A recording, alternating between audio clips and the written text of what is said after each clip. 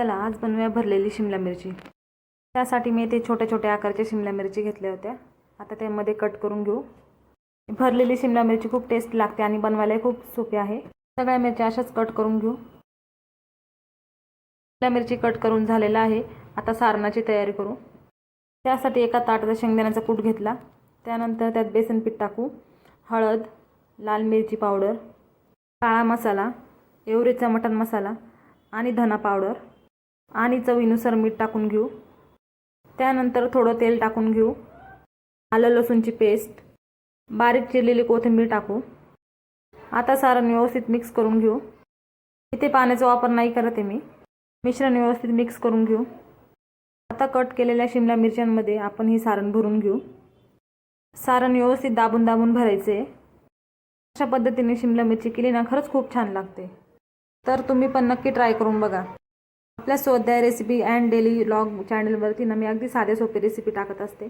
त्यामुळे ना चॅनलला आजच सबस्क्राईब करा आणि व्हिडिओ आवडल्यास व्हिडिओला लाईक शेअर नक्की करा। सगळ्या मिरच्यांमध्ये सारण भरून झालेलं आहे। तुम्ही बघू शकता अशा पद्धतीने सारण भरून घ्यायचे।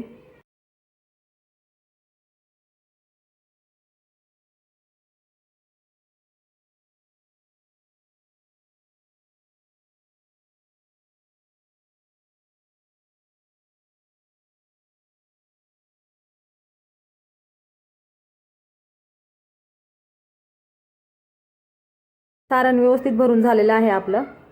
आता एका कढईत तेल घेऊ। तेल थोडं जास्तच घ्यायचे। तेल तापल्यानंतर त्यात जिरे, मोहरी टाकून घ्यायचे। जिरे मोहरी व्यवस्थित परतल्यानंतर त्यात भरलेली शिमला मिरची टाकून घ्यायचे। एक एक करून सगळ्या शिमला मिरची टाकून घेऊ।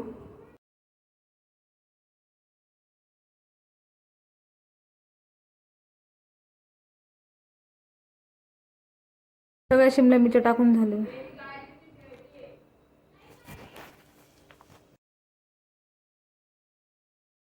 सगळ्या मिरच्या टाकून झालेल्या आहे। आता व्यवस्थित परतून घेऊ।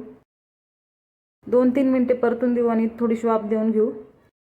झाकण काढून घेऊ आणि थोडं पाणी शिपडून पुन्हा वाफ देऊन घेऊ। शिमला मिरची शिजवून घेऊ।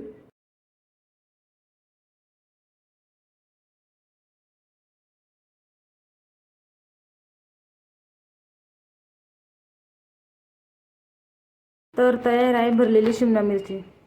तर कशी वाटते रेसिपी कमेंटमध्ये नक्की सांगा।